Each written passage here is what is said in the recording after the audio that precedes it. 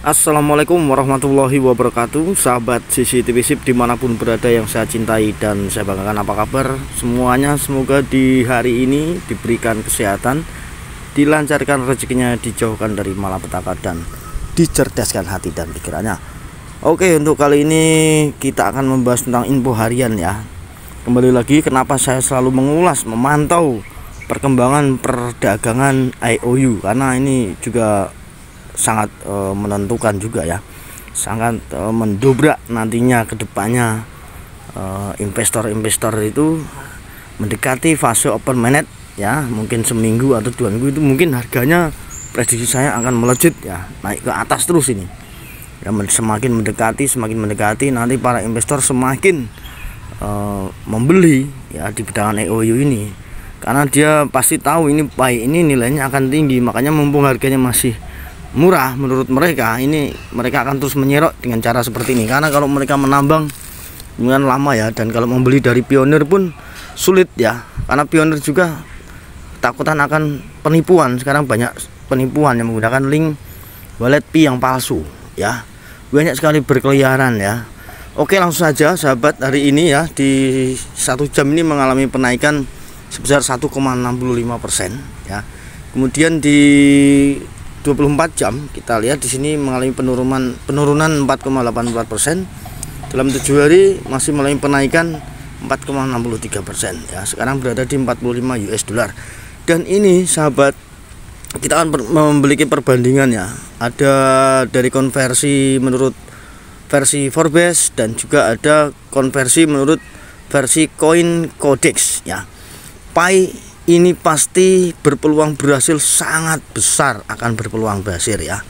Karena kalau sudah Forbes sudah selalu memberitakan, apalagi mengkonversi tentang Picoin ini ke depannya, pasti ada peluang bagus. Project ini berpotensi menjadi mata uang digital kripto yang sangat-sangat diminati pasar ya. Bisa-bisa nanti akan bersaing dengan Bitcoin, bahkan bisa mengalahkan Bitcoin sahabat ke depannya nanti ya. Oke, masih tetap di sini ya, volume perdagangan di angka 595 juta rupiah ya. Sini sahabatku ya.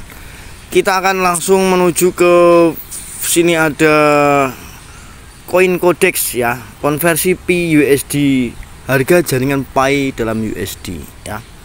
Di sini konversi Pi USD secara langsung dan kalkulator jaringan Pi ke dolar Amerika Serikat dengan grafik harga Pi USD. 1 Picoin ya, di sini 44,36 US dollar ya. Hampir mirip dalam perdagangan hari ini ya. Di sini juga 45 ya. Beda-beda tipis wajar ya, karena data-data exchange antar exchange itu berbeda ya. Sentralis exchange itu seperti Indodax ya, dengan Binance pun kadang-kadang ada selisih ya. Oke ya sahabat, kalau misalkan kita berdagang antar exchange itu arbitrage ya, atau arbitrase ya, berdagang dengan mencari selisih ya. Seperti ini misalnya, ini kita konversi kalau di sini ya, di CoinDex ini 44,36 Pi saat ini ya, artinya 0,022542 ini 1 USD nya 0,022 ini ya. Tapi kalau kita coba lihat sini sahabatku, di sini 45,48, artinya sangat selisih ya. Coba kita lihat di Huobi ya. Oke, kalau data di Huobi saat ini 44,295, artinya selisih ya. Kalau dulu, zaman dulu pajak kripto belum naik, kemudian fee transaksi belum naik, itu saya sering arbitrage ya. Mungkin dari KuCoin kita jual ke Indodax, atau dari Indodax kita lempar lagi ke Binance. Kita berputar-putar mencari ini mana selisih yang bisa mendapatkan keuntungan, tapi harus dihitungkan dulu dari fee transaksi dan pajak-pajaknya ya sahabat ya. Oke, lanjut di sini kalau kita lihat ya ke bawah di sini sahabatku, grafik Pi ke USD ini kan ada data historisnya semua ya. Kalau kita nggak usah membahas ini panjang ya nanti ya. Nah teman-teman juga di sini nantinya misalkan ini ya, Pi itu 314 dolar atau 314.159 US dollar sesuai GCV, ini pun akan berubah ya. Kalau 1 Pi 44,36 US dollar. Nah, di sini teman-teman misalkan ya, ini misalkan saja ya. Ternyata kok misalkan harganya memang sesuai dengan market cap ya, sesuai investor bukan sesuai GCV misalkan. Ini ya teman-teman 100 Pi ya. ini dapat 4.436 US dollar. Nah, ini juga sudah sekitar ya lumayan lah ya, kurang lebih 80 ya, hampir 75 jutaan lah ya. Kalau 1000 pi sekitar 44.362. Wah, ini kalau misalkan saja. Tapi kalau 314.000, nah ini nanti saya bocorkan lagi ya, ada informasi yang kemudian nantinya akan menjadikan biaya fee ya, fee transaksi dari Picor Team itu sudah bocor ya, sudah bocor. Saya juga sudah mendengar informasi dari sana, dari Amerika juga, itu 0,000099 perkiraan itu ya, itu informasi dari Ordal lah ya. Oke ya teman-teman, nanti kita cek ya, informasi juga ada juga di market cap ya. Jadi itu wajar kalau memang 314.159 itu fee-nya sekitar 0,00000099 ya, atau kita bisa konversikan sahabat. Oke, berarti kalau misalnya GCV ya benar-benar terrealisasi ya, 314.159 US dollar dikali 0,000099 ya. Berarti sekitar 3 dolar ya, 3 dolar. Kalau kita kalikan saja ya. Bentar, kita sama dengan 3,11 kali anggap aja 15.000 ya, 15.000. Nah, ini wajar ya, Rp46.000 ya, sekitar ini ya untuk biaya transaksinya, termasuk murah daripada Bitcoin ya, masih mahal Bitcoin, masih sekitar 200-300 ribuan ya. Oke ya, kita lanjutkan di sini dari Forbes juga ya, menyatakan sini selalu sudah lama juga ini Forbes ya, mencantumkan digital asset pay memang sudah diakui juga ya, seluruh dunia ini sebenarnya sudah mengakui ya teknologi ini ya. Ini karena memang saya pun dari dulu kenapa saya bertahan terus, karena saya feeling firasat saya pribadi setelah mempelajari project ini, dari mulai pengembangnya, developernya, sampai di lingkaran-lingkaran seputarnya, sampai sejarahnya, itu saya berpikiran dan saya selalu di hati saya, ini dia adalah kelompok Satoshi Nakamoto. Kemungkinan Nicholas Kokallis adalah bagian tim dari pencipta Bitcoin. Nah, makanya saya punya keyakinan seperti itu, dan proyek ini pasti akan berhasil, cuman jangka panjang. Ya, pada waktu 2020 saya juga berpikiran sampai kapanpun saya akan tetap menambang, dan saya akan tetap tidak akan berubah pikiran, karena saya mempunyai firasat baik bahwasanya Nicholas Kokallis adalah tim Satoshi Nakamoto. Ini menurut saya, versi saya ya sahabat ya.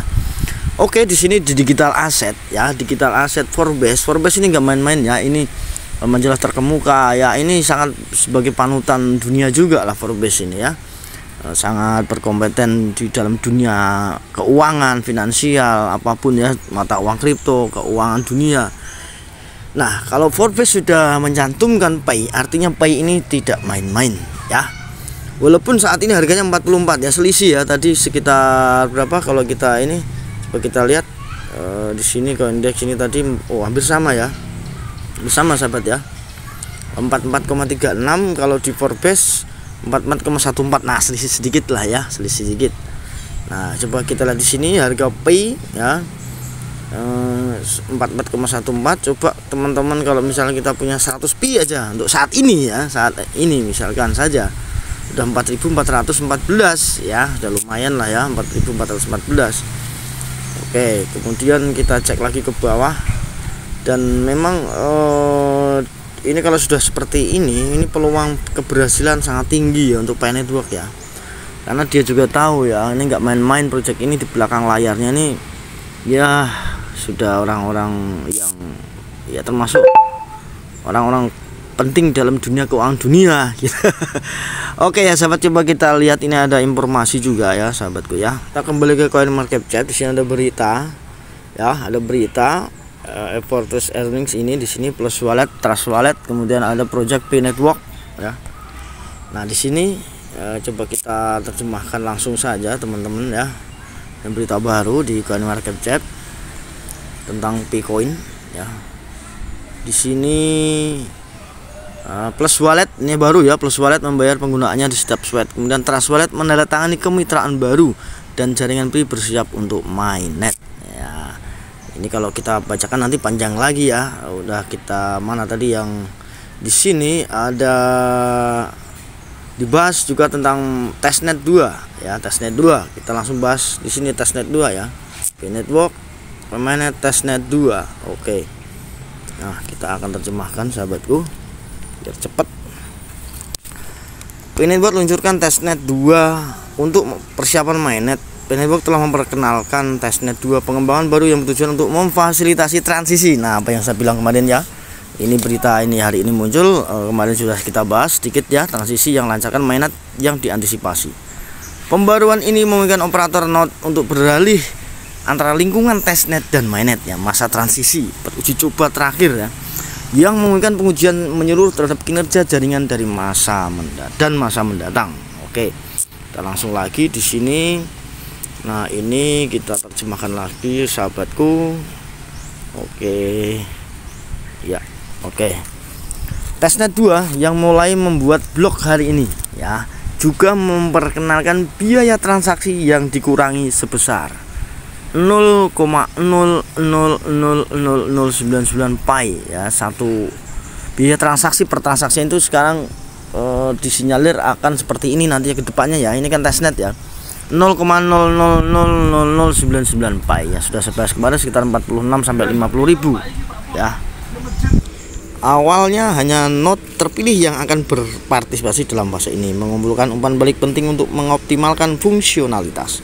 Saat jaringan Pi bergerak maju menuju desentralisasi penuh, testnet 2 akan memainkan peran penting dalam mempersiapkan peluncuran mainnet ya. Kalau sudah testnet 2 ini sudah mendekati mainnet ini sudah jelas. Saya rasa ini core team juga ya, kemungkinan pasti ya sudah tidak akan, karena dia sudah yakin Nutella sudah kuat, ekosistemnya sudah kuat, dukungan dari investor juga oke, dari IOU investor di luar ya, di exchange juga oke. Ini Binance ya, saya rasa ini Binance, kenapa Binance itu sepertinya ora seneng ya, ora gedugo ora gedugo kalau bahasa Jawa, bahasa Inggrisnya itu ora seneng ya, ora seneng, ora gedugo, artinya nggak seneng sama P-Network. Si pemilik Binance atau kayaknya Chang Fangshou itu walaupun dia udah mundur dari Binance tapi dia masih di belakang layar itu ya, si Chang Fangshou itu.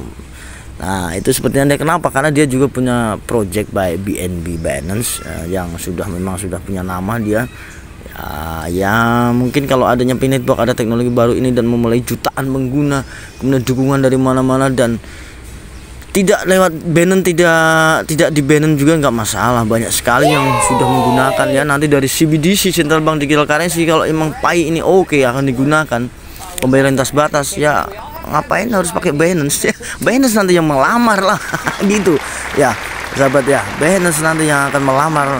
Makanya P-Network ini sekian tahun, selama 6 tahun lebih sama dia memulai menggarapnya sebelum diluncurkannya, itu memang sudah diwanti-wanti, dia juga nggak memurahan, sorry lah yaw gitu kan. Makanya dia ya bukan sombong, tapi memang ini project yang membutuhkan kesabaran tingkat tinggi, penelitian tingkat tinggi, eksperimen tingkat tinggi, dan sabar, memang benar sabar ya, hati-hati benar. Begitu diluncurkan jangan sampai gagal ya. Ini kan di hallnya sama semua pionir merata di seluruh dunia, makanya dimulai dari orang-orang kecil. Tapi begitu nanti sudah open mainnet, semua koin ini sudah berputar. Yang miskin akan jadi kaya, yang kaya akan menjadi kaya. Loh, kenapa bisa begitu bang? Yang kaya bisa jadi kaya ya, seperti misalkan begini aja, Toyota ya, misalnya suku cadang dari Cina, atau misalkan dari mobil-mobil Hyundai ya, dari mana, dari luar negeri ya, dari Cina, anggap saja sebuah suku cadang mobil dari Cina ya, Indonesia harus membayarnya ke Cina, tapi Cina memerintahkan menerima pembayarannya menggunakan Picoin ya, misalnya hanya 100 Picoin itu nilainya sudah sekian miliar rupiah, sekian ratus miliar rupiah kan begitu. Mau nggak mau Indonesia juga akan membayar menggunakan Picoin, jadi cepat ya, cepat. Dan Bitcoin digunakan di seluruh dunia. Nanti sudah mulai pembayaran lintas batas negara ya, digunakan transaksi penukaran mata uang, patokan nilai mata uang dunia ya, karena namanya sudah revolusi uang itu pasti ada ya. Waktunya mungkin dolar sudah mulai tidak digunakan. Kemungkinan BRICS juga kalau mengakui teknologi Pi ini bagus, nantinya akan menggunakan juga negara BRICS karena adil ya. Adil. BRICS juga misalnya Rusia membayar minyak ke Timur Tengah juga bisa menggunakan Bitcoin, bisa. Selain BRICS, karena Bitcoin itu netral ya, adil. Nah, sudah dimulai dari orang-orang bawah, akhirnya perekonomian dunia berputar. Yang miskin jadi kaya, yang kaya juga tetap kaya gitu, karena nanti dia juga dapat Bitcoin juga bisa buat beli ke cadangan lainnya ya, buat macam-macam. Sudah semua bekerja ya. Pi ini semua di gaming ya, di marketplace, di travel, di kesehatan, di trading, ya para trader juga menggunakannya untuk berdagang, ya konversi mata uang, untuk pembayaran anak kuliah, dan bermacam-macam sekali ya, untuk membayar di pasar nanti ke depannya. Misalkan kalau Indonesia mengizinkan ini, ada undang-undang baru, mungkin akan bayar terong, beli terong itu 0,00075 pi, bisa juga di tahun-tahun kemudian ya, entah tahun berapa gitu. Oke ya, tapi tetap semangat ya teman-teman ya. Jadi kita tetap optimis, semoga Pinitbox ini berhasil ya, menjadikan teman-teman yang sabar ya, dari cemoohan, hinaan, nyinyiran ya, bertahan.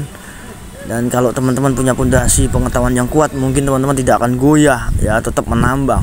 Tapi kalau teman-teman memang baru awam ya wajar, masih bingung ya, sana sini apa sih ini kripto, apa ini sih Bitcoin itu penipuan katanya begini. Nah, makanya teman-teman silahkan bisa tonton video-video saya sebelumnya, di situ banyak sekali informasi-informasi yang mengenal tentang ilmu mata uang digital, tentang cryptocurrency ya, mungkin tentang seperti ICO, Certik. Kenapa sih ada Certik, ICO? Itu kan permainan mereka semua ya, permainan mencari uang. Mendaftarkan koin saja 80.000 US dollar, 70.000 US dollar.